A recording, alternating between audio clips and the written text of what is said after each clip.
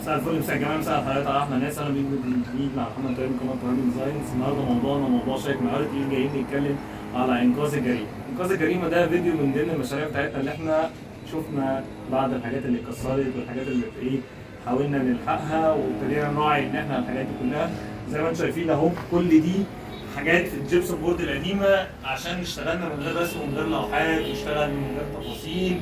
كل ده ويكاد يكون قدامه 3-4 مرات، وهوريكم فيديو زي تاني يعني واحنا شغالين في الفيديو حاجات اللي بتتكسر.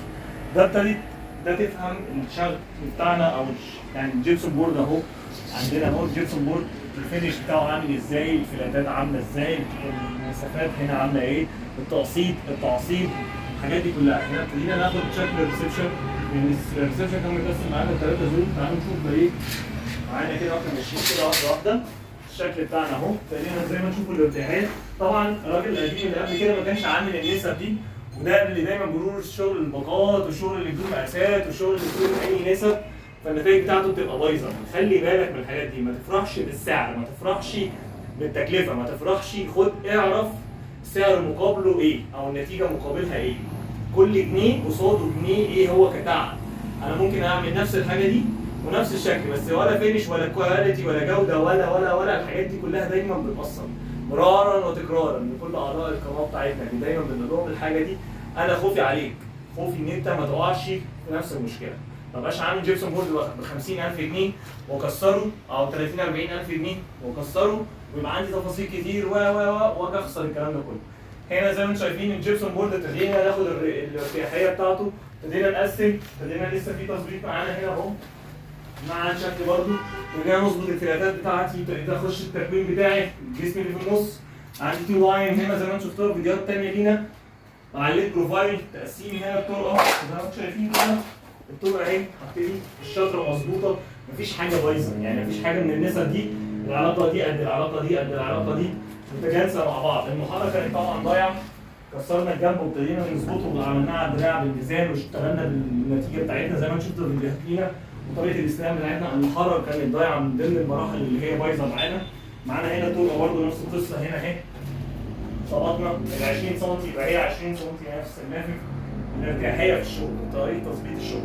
تعال نشوف بقيه الشقه لما ابتدينا نكسر واستلمناها من الناس اللي كانت قبلينا برضه. احنا كنا عاملين الرسمه بس العميل هنا ابتدى حب يوفر في حاجات او سمع الاسعار، فهي الاسعار بتدي النتائج دي. دايما بنقولها كتير، دايما بنقولها الحاجات دي كلها. البار ده ما كانش معمول زي ما انتم شفتوا كده. تعالى نلف معايا. البار ده دي تجهيز برضه، الشكل بتاعه ده مش معمول صح، التقييم بتاعه مش صح.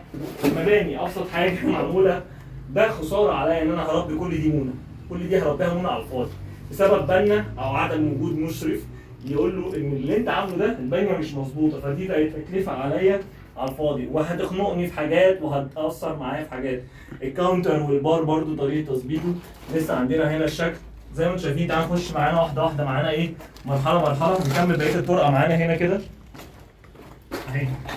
محاره هنا بايظه برضو، ابتدينا نكسرها عشان نشوف النتائج بتاعتها مش مظبوطه، ضربه من تحت والوزنه بتاعتها مش مظبوطه. فتيجي نشوف الحاجات بتاعتنا او الشغل بتاعنا. من ضمن الحاجات اللي احنا ابتدينا نعملها يعني دي مرحله من مراحل الجبسون بورد اهي. الوزنه بايظه والجبسون بورد بايظ والجبسون بورد يعتبر كله بيلعب. احنا كل الحاجات دي هننسقها ونظبطها ونشوف الحاجات دي كلها ونشوف التفاصيل دي وهنعالج. دي من ضمن الاوض اللي هتتفك زي الاوض الثانيه. تعالوا نشوف بقى منطقه الحمام اللي احنا ابتدينا نظبطها. هنا دي المنطقه برضه ابتدينا نظبط المحاره بتاعتنا، الوزنه بتاعتنا مظبوطه، الزوايا زاويه قايمه. ابتدينا نعمل البؤر بتاعتنا زي ما انتم شايفين زاويه 90. كل الحاجات دي كلها فرقت. نقفل على الشاسيه بتاعنا ونقفل الجسم بتاعنا كمنتج عشان نبقى احنا ظابطين كل حاجه من الشغل. دي من ضمن الحاجات اللي برضه كانت فيها مشاكل ولحقناها لان المباني بتاعتها كانت بايظه.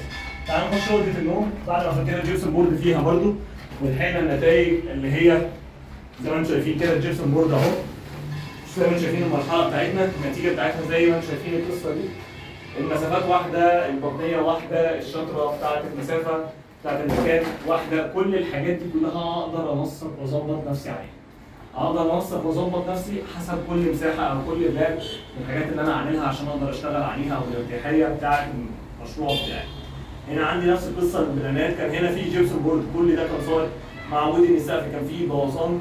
ابتدينا نعالج الكلام ده ونحل المشكله دي من ضمن الحاجات اللي كانت فيها كارثيه. تخيلوا معايا كده، هوريك حاجه. ان كان الراجل الطيب نازل كل ده، يعني كل ده كده هو ده الجبسون بورد، عشان عامل مستويات كتيره غلط وعامل فلاتات كتيره غلط. ابتدينا نرفع كل ده اهو زي ما انتم شايفين اهو، كل ده كان ساقط، ما كانش فيه معايا المشاكل دي كلها. فابتدينا نحل المنطقه دي وابتدينا نعالج واحده واحده التكوين بتاعنا والمشكله بتاعتنا عامله ازاي. دي من ضمن الحاجات اللي لازم تخلي بالك منها، دي من ضمن الحاجات اللي انت تفرق معاك في الجبسون بورد والتفريغ. تعالوا نشوف بقى بقى اوضه المعيشه، لان دي كان ليها راق وبيها طابع كتير قوي ومشاكل كده كانت حاصله معانا. تعالوا نبص عليها. اوضه المعيشه كانت هنشوف بقى اوضه المعيشه كان ليها موضوع كده وكان ليها قصه.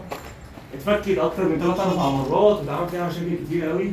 لقينا الاوضه دي فيها شطره، ومن ضمن الشطرات اللي احنا عملناها او حبينا نعالجها، الحيطان بتاعتي كانت بايظه كمان.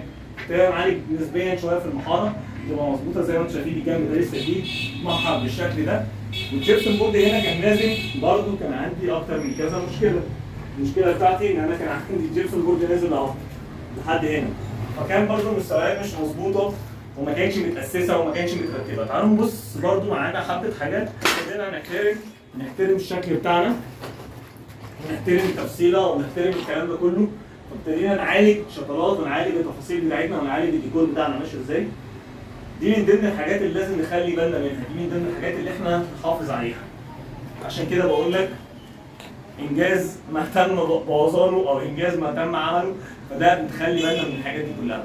ما تبصش للتكلفه، ما تبصش للسعر، ما تبصش للكلام ده كله. هي معادله او بالانس بقدر اراجع بيه كل الحاجات بتاعتي، بناء عليها بحل مشاكلي، بحل التفاصيل بتاعتي. جنب زي كده كان مبوظ محاره، جنب زي الناحيه الثانيه كان بايظ. فكل الحاجات دي كلها بنخلي بالنا منها عشان التفاصيل والديكور والديكوريشن والحاجات دي كلها مهمه جدا.